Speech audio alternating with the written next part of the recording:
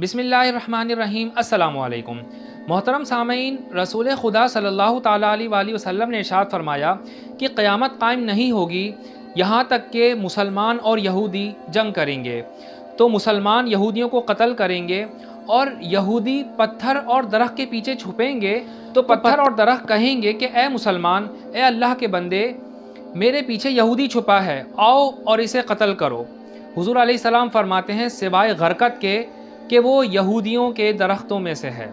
محترم سامعین، اس حدیث پاک سے یہ بات واضح طور پر ہمیں معلوم ہو رہی ہے کہ اسرائیلی ریاست کا قیام عمل میں آئے گا اور مسلمانوں سے یہودیوں کی بہت بڑی جنگ ہوگی، اور اس آخری جنگ میں یہودیوں کو شکست فاش ہوگی اور مسلمان فتح یاب ہوں گے، اور یہودی اس دنیا کائنات سے فنا ہو جائیں گے اور مسلمانوں کے ہاتھ سے فنا ہوں گے۔ چنانچہ یہ ہم سب کو معلوم ہے کہ اسرائیلی ریاست کا جو ہے وہ قیام عمل میں لایا جا چکا ہے، اور امریکہ اور یورپی طاقتوں کی پشت پناہی سے آج اسرائیلی ریاست جو ہے وہ بڑھتی چلی جا رہی ہے۔ 1967 میں یہودیوں کی اور عرب مسلمانوں کی باہم آپس میں جنگ ہوئی تھی، جس میں عرب مسلمانوں کو شکست کا سامنا کرنا پڑا تھا اور مسلمانوں کو کافی تکلیف اٹھانی پڑی تھی۔ آج بھی بیت المقدس جو ہے وہ یہودیوں کے قبضے میں ہے۔ اس عارضی فتح سے یہودیوں کے حوصلے بہت بلند ہو گئے ہیں اور اس وقت جو ہے وہ ان کی سرکشی اپنے عروج پر پہنچی ہوئی ہے۔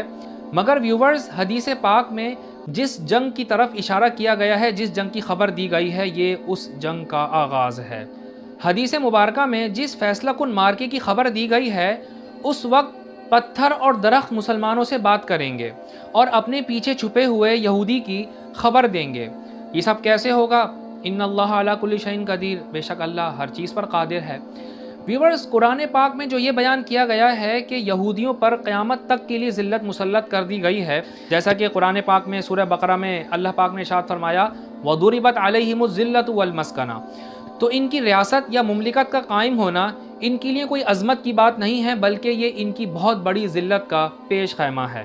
محترم سامعین، حدیث مبارکہ میں جس درخت کا ذکر ہوا وہ غرقد کا درخت ہے۔ غرقد بیسیکلی ایک خاردار درخت کا نام ہے۔ مدینہ منورہ کا تاریخی قبرستان جنت البقیع کا جو قدیم نام ہے وہ بقیع غرقد ہے، یعنی غرقد کا علاقہ۔ بنیادی طور پر اس علاقے میں پہلے بہت سارے غرقد کے درخت تھے، تو اسے بقیع غرقد کہا گیا۔ یہودی اس درخت کی بہت تعظیم کرتے ہیں اور ان کے بعض کم عقل اور بے وقوف لوگ اس درخت کو پوجتے بھی ہیں۔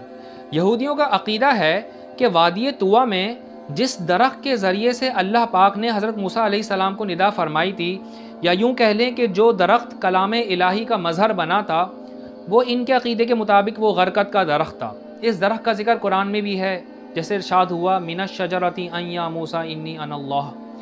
لیکن ویورز، وہ غرقد کا درخت نہیں تھا، وہ بیری کا یا عناب کا درخت تھا۔ بہرحال یہودی اس درخت کی بہت تعظیم کرتے ہیں، اسے شجر یہود یعنی یہود کا درخت کہا جاتا ہے، اور حدیث مبارکہ میں جس آخری جنگ کی خبر دی گئی ہے، اس جنگ میں یہ درخت یہودیوں کی پردہ پوشی کرے گا، انہیں چھپائے گا۔ ہم دعا کرتے ہیں کہ اللہ پاک ہمارے مظلوم فلسطینی مسلمان بہن بھائیوں کی مدد فرمائے، اور اگر آپ کو یہ ویڈیو اچھی لگی ہو تو اسے آگے ضرور شیئر کیجیے، اور اگر آپ یہودیوں کی تاریخ جاننا چاہتے ہیں شروع سے لے کر اسرائیلی ریاست کے قیام تک، تو نیچے ڈسکرپشن میں موجود ویڈیو کے لنک پر کلک کیجیے۔ جزاکم اللہ خیرا۔